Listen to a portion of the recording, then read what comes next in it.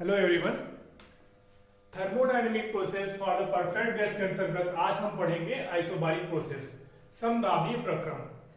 जैसा कि पहले बताया जा चुका है कि आइडियल गैस क्या होता है। आइडियल गैस जैसे कोई चीजें नहीं होती, बट फिर भी हम लोग एयर को आइडियल गैस लेके चलते हैं with conditions. Means at very high temperature and very low pressure air is considered as ideal gas. तो आज मैं आपको बताऊंगा कि आइसोबारिक प्रोसेस होता क्या है, समदाबी प्रक्रम क्या होता है। टोटल थर्मोडायनेमिक प्रोसेस जो पढ़ते हैं हम लोग चार टाइप का ही पढ़ते हैं: आइसोबारिक, आइसोकोरिक, आइसोथर्मल और रिवर्सिबल एडियाबैटिक प्रोसेस। आज हम पढ़ने जा रहे हैं आइसोबारिक प्रोसेस।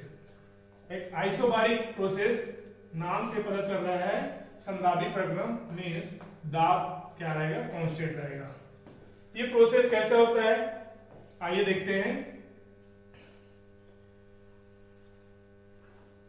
ये रहा हमारा सिंपल एक सिलेंडर, इसमें लगा हुआ है एक पिस्टन। पिस्टन को वेटलेस एज्यूम किया जाता है। इसके अंदर में एयर भरी हुई है, गैस है तो एयर ले लेते हैं, ये एयर भरी हुई है, ठीक है। तो फॉर दिस आइसोबारिक प्रोसेस इस वेटलेस पिस्टन के ऊपर में एक वेट रख दिया जाता है। सपोज 4 kg 5 kg का मतलब एक फिक्स वेट रख दिया जाता है। क्योंकि आप सभी जानते हैं प्रेशर क्या होता है, तो प्रेशर बराबर बल बटे क्रॉस सेक्शन एरिया। तो क्रॉस सेक्शन एरिया मतलब ये बल जितना में लग रहा है वो क्रॉस सेक्शन एरिया। तो यहाँ पे बल का मतलब क्या है, वेट क्या है, m × g और क्रॉस सेक्शन एरिया। तो आप देख पा रहे हैं कि क्रॉस सेक्शन एरिया मींस जैसे पिस्टन का एरिया लिए तो फिक्स है, जी गुरुत्वाकर्षण फिक्स रहता है, और मास मींस एक फिक्स मास रख दिया गया है। तो फिर क्या हो गया, वो भी मास भी फिक्स हो गया। कहने मतलब क्या, आप सभी देख पा रहे हैं कि यहाँ पे सारे चीज फिक्स है। मतलब प्रेशर क्या रहेगा, कांस्टेंट रहेगा। जो प्रेशर रहेगा over this gas will be constant through out the process, ठीक है। तो देखते हैं कैसे होता है। अब माना कि जब भी हम लोग कोई प्रोसेस पढ़ते हैं, प्रक्रम के लिए क्या करते हैं, दो बिंदु कंसीडर करते हैं। माना कि एक इनिशियल स्टेज, पहले बिंदु पे हम लोग मान लेते हैं शुरुआत में इसका कंडीशन कैसा रहा होगा। माना कि इसका प्रेशर शुरू में P1 होगा, टेम्परेचर T1 होगा, और वॉल्यूम मींस इसको वॉल्यूम दिखाते हैं, ये वॉल्यूम रहा होगा V1। फिर जब इसको हीट सप्लाई किया जाता है, माना कि Q amount of heat is to be supplied to this system. इस सिस्टम को Q सप्लाई जैसे ही उसमें सप्लाई करेंगे तो इसके टेम्परेचर और वॉल्यूम में चेंजेस आएगा। क्योंकि एयर है, एयर को हीट देने पे उसके अणुओं के बीच में काइनेटिक एनर्जी बढ़ जाती है। काइनेटिक एनर्जी बढ़ने के कारण वे एक दूसरे को रिपेल करते हैं, दूर भागने की कोशिश करते हैं, जिससे होगा क्या, एक्सपांशन प्रोसेस। मतलब ये जो वॉल्यूम है, यहाँ पे जो एयर है वो इस पिस्टन के ऊपर में फोर्स लगाना स्टार्ट कर देगा, जो कि वो पिस्टन द्वारा एयर पे जो फोर्स लग रहा है उससे कहीं ज्यादा होगा। अभी इक्विलिब्रियम कंडीशन में है। क्यों? क्योंकि एयर जितना फोर्स इस पिस्टन के ऊपर की ओर लगा है उतना इस लोड के कारण पिस्टन द्वारा एयर पे लोड लग रहा है। तो एक्शन और रिएक्शन बराबर होता है तो मैकेनिकली इक्विलिब्रियम कंडीशन में होगा। लेकिन जैसे ही आप हीट सप्लाई चालू कर रहे हैं, हीट सप्लाई दे रहे हैं, तो इसकी काइनेटिक एनर्जी बढ़ेगी, जिससे कि एयर एक्सपांड होना शुरू हो जाएगा। एयर एक्सपांड होना शुरू होगा तो क्या होगा, ये पिस्टन ऊपर की ओर मूव करेगा। तो मान लेते हैं जैसे ही आप हीट सप्लाई किए उसके बाद का कंडीशन में प्रेशर चेंज नहीं होगा। तो प्रेशर जैसे P1 लिया, मान के चलो P1 ही रहेगा। लेकिन टेम्परेचर हीट सप्लाई कर रहे हैं तो टेम्परेचर बढ़ जाएगा, टेम्परेचर चेंज होकर T2 हो गया, और वॉल्यूम भी बढ़ जाएगा। मतलब ये पिस्टन ऊपर मूव कर जाएगा तो वॉल्यूम भी V2 हो गया, ठीक है। बहुत सिंपल सा केस है, आप सिंपली इसको देख सकते हैं, समझ सकते हैं कि कैसे आइसोबारिक प्रोसेस होता है। आप देख पा रहे हैं कि इस प्रोसेस में हीट सप्लाई किया जा रहा है, जिसमें 3 थर्मोडायनेमिक प्रोसेस को हम लोग मेनली कंसीडर करते हैं। They are pressure, temperature and volume. तो 3 थर्मोडायनेमिक प्रॉपर्टी में प्रेशर चेंज नहीं हो रहा है। क्यों नहीं हो रहा है, इधर हम लोग डील कर चुके। आगे देख रहे हैं जैसे हीट सप्लाई करें तो बाकी जो दो प्रॉपर्टीज है that is temperature and volume, these are changing. Okay, अब मैं इन दो बिंदुओं के आधार पे यहाँ पे ग्राफ ड्रा करूंगा।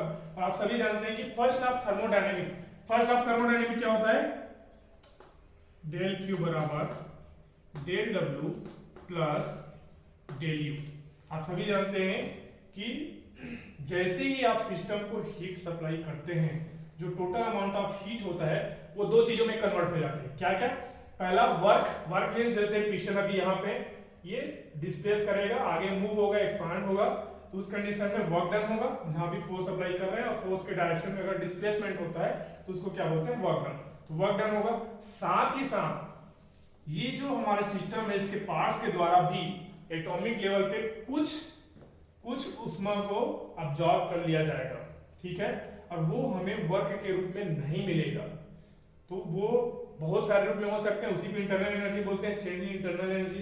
कहने का मतलब है कि वाइब्रेशन एनर्जी हो सकता है, और भी कई सारे फॉर्म में वो ऊर्जा जाके सप्लाई होता है। तो जितना हम लोग हीट सप्लाई करते हैं सिस्टम को, वो पूरे के पूरे वर्क में कन्वर्ट नहीं हो पाता। कुछ उष्मा का मात्रा जो है नॉन प्रोडक्टिव रूप में ट्रांसफॉर्म हो जाता है। जैसे कि आप सभी जानते हैं क्या है फर्स्ट लॉ ऑफ थर्मोडायनामिक्स, कि energy neither been created not destroyed, only the transformation of energy from one form to another form can take place. ठीक है, तो केवल ऊर्जा का रूपांतरण होता है, न तो उसको उत्पन्न किया जा सकता न तो नष्ट किया जा सकता।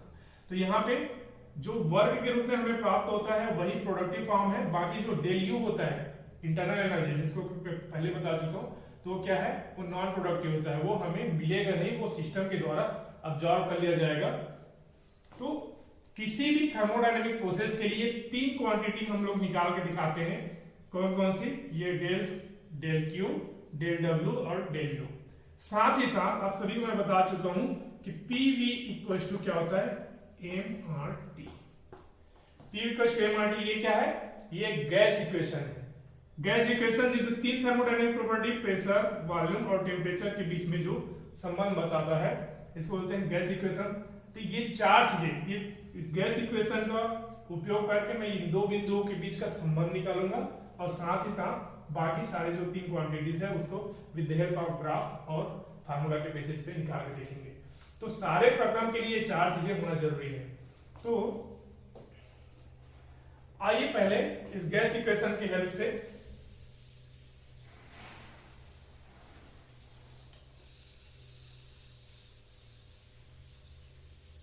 चलिए मैं पहले ग्राफ बना लेता हूं, ये आप कर लिए होंगे, ठीक है। ये देखिए ग्राफ पीवी ग्राफ ही होता है। ये लगातार बताया जा रहा है कि ये है प्रेशर, ये वॉल्यूम। तो area under curve for PV graph represent work done. तो सबसे पहले वो जो दो बिंदु लिए थे, पहले में क्या था, जो भी क्या लिए थे, P1, V1, T1। तो हमें दो कोऑर्डिनेट चाहिए, टेम्परेचर की जरूरत नहीं है, तो P1 और V1, क्योंकि ग्राफ एक्स और वाई के बीच में दो कोऑर्डिनेट है तो दो ही चाहिए होगा। दूसरा क्या है, दूसरा पॉइंट क्या था, तो वो भी P1 ही था, चेंज नहीं हो रहा था, P1 ही था, लेकिन वॉल्यूम चेंज हो जा रहा था, V2 मींस वॉल्यूम बढ़ जा रहा था। अभी इन दोनों बिंदु, इसको ले लो बिंदु एक और ये बिंदु दो, दोनों को मिलाने पे ये एक रेखा प्राप्त होती है। यही है हमारा आइसोबारिक प्रोसेस। तो ये हमारे आइसोबारिक प्रोसेस के लिए ग्राफ हो गए। तो दो बिंदु है, एक बिंदु एक स्टेट को रिप्रेजेंट करता है, आप जानते हैं, और उस स्टेट को रिप्रेजेंट करने के लिए हमें थर्मोडायनेमिक प्रॉपर्टीज की जरूरत पड़ती है, ठीक है। अब सबसे पहले इन दोनों बिंदुओं के बीच में मैं रिलेशनशिप दिखाना चाहता हूं। तो गैस इक्वेशन लिखता हूं, ये दोनों बिंदुओं के बेस। तो आप क्या लिख सकते हैं, गैस इक्वेशन क्या होता है, P equal to M R T, ठीक है। बिंदु 1 के लिए लिखेंगे तो क्या आ जाएगा, simple P1, V1, M R constant है, T1। बिंदु 2 के लिए लिखेंगे तो क्या आ जाएगा, P1 ही है, प्रेशर चेंज नहीं हो रहा है, V2 एम आर T2। अब दोनों को डिवाइड कर देते हैं, मान के चलो ऐसे डिवाइड कर देते हैं।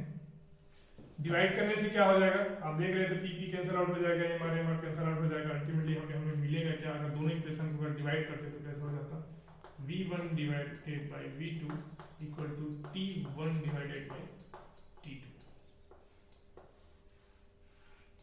ये देखो यहाँ पर से हमें एक रिलेशनशिप मिल गया जिसमें ये कांस्टेंट प्रेशर प्रोसेस के लिए होगा, जिसमें किसी भी एक बिंदु पे अगर ये 4 क्वांटिटीज दिए इसमें से 3 पता है तो एक अननोन रहने पे हम लोग उसको प्राप्त कर सकते हैं। This is very important. Screenshot ले लीजिए, मैं वर्क डन निकालता हूं।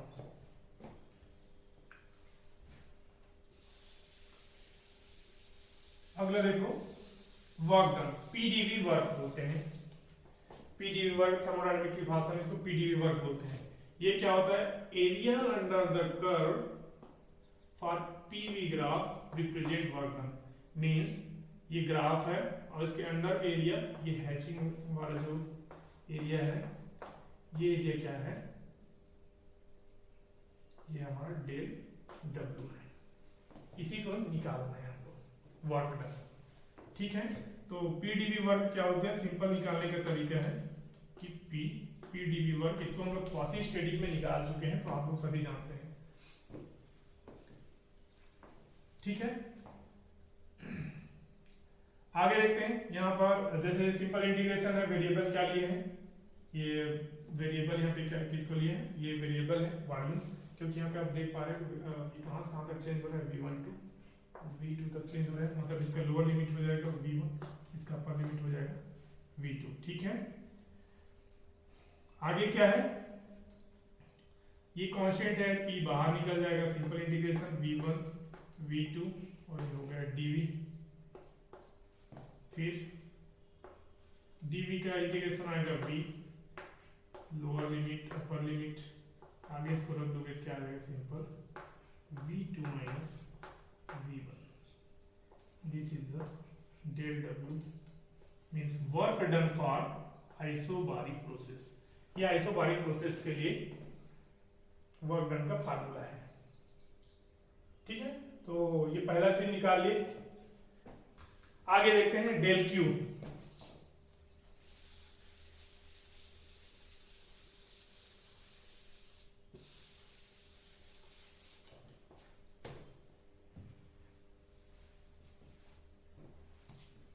डेल क्यू क्या आता है, इसके बारे में मैं डेल क्यू और डेल यू का डायरेक्ट बता चुका हूं आप लोग को। ये होता है M C P del T, M C P del T, और डेल यू होता है जो सारे जितना भी चाहे प्रोसेस कोई सा भी रहे, इसके लिए डायरेक्ट फार्मूला हम लोग लिखते हैं M C V del T.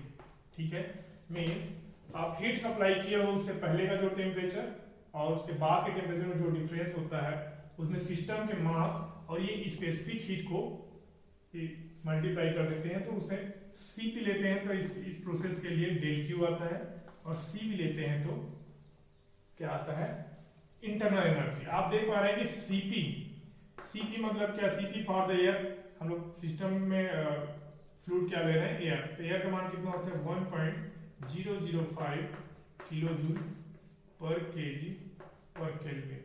Same to same आपका Cv का मान कितना होता है, तो 718 kilo joule per KG per kelvin.